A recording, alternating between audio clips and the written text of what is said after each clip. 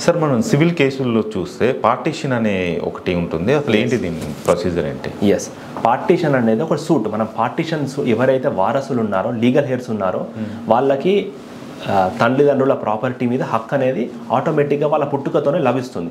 So ఆ ప్రాపర్టీని వాళ్ళ పేరు మీద, తల్లిదండ్రుల పేరు ఉన్న ప్రాపర్టీని వీళ్ళ పిల్లలకి రావడానికి, సెపరేట్గా రావడానికి, ఫర్ ఎగ్జాంపుల్ ఒక ప్రాపర్టీ ఉందనుకోండి, ఒక 1000 గజాల ప్రాపర్టీ ఉంది, 2 పిల్లలు ఉన్నారు, 500 గజాలు సెపరేట్గా రావాలి అని అంటే మనం కోర్టులో పార్టీషన్ సూట్ ద్వారా కేసు ఫైల్ చేసుకొని మనము పార్టీషన్ చేసుకోవడం జరుగుతుంది.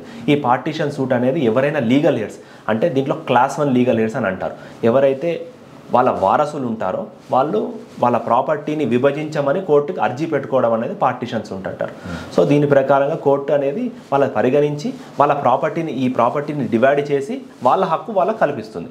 దీన్ని పార్టీషన్ సూట్ అంటారు. ఇప్పుడు అబ్బాయిలకు కానీ అమ్మాయిలకు కానీ ఈక్వల్ రైట్ అనేది మనకి ఇవ్వడం జరిగింది. మన కాన్స్టిట్యూషన్ ప్రకారంగా అబ్బాయిలకి డిఫరెంట్, అమ్మాయిలకు డిఫరెంట్ అనేది, అబ్బాయిలకి ఎంతవరకు హక్కు ఉందో అమ్మాయిలకు కూడా అంతే వరకు హక్కు ఉంది ఈ ప్రాపర్టీ మీద.